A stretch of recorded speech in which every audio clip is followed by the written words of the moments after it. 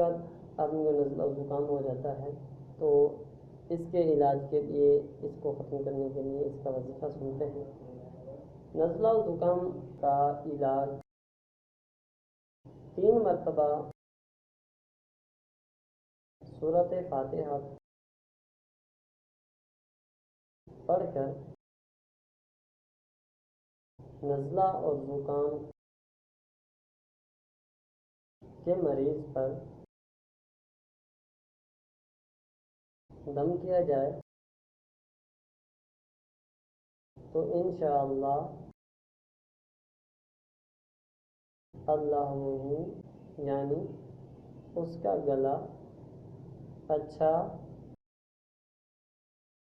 ہو جائے گا۔